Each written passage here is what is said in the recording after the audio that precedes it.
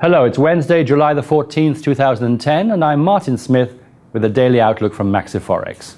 The dollar weakened versus most majors as US economic data points to slower growth in the second half of the year.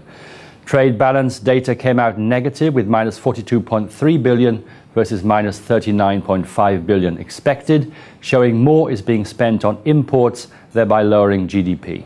This in turn lowers the US dollar's appeal as a safe haven for investors. Crude rose by 2.93% to a weekly high to close at $77.19 a barrel, and gold rose by 1.3% to close at $1,212 an ounce. FOMC meeting minutes will be published today, giving insight into the FOMC's stance on future interest rates.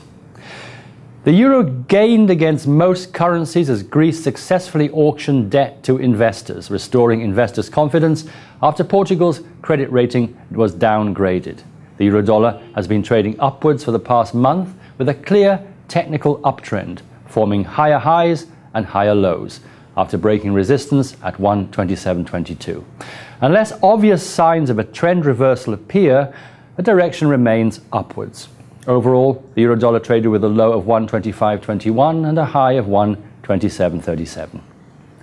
The pound rose versus the dollar, and all majors approaching weekly highs after core CPI data came out higher than expected at 3.1% versus 2.7%, indicating a possible rise in inflation and possibly leading to a future change in monetary policy.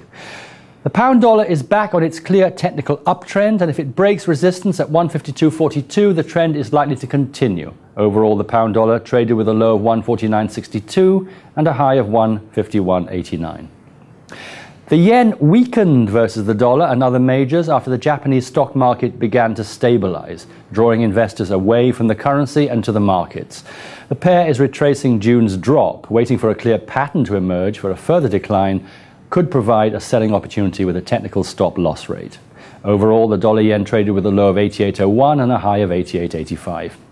Today, the Japanese interest rate decision is expected to leave rates unchanged. Finally, the Canadian dollar. This gained against the US dollar, sending the pair back to its week-long downtrend as oil prices continue to rise. The long-term direction in the pair is unclear. However, a short-term reversal upward is possible above 103.85. Overall, the dollar CAD traded with a low of 102.74 and with a high of 103.84. No economic data is expected for today. That's it from me. Be sure to visit us at maxiforex.ru.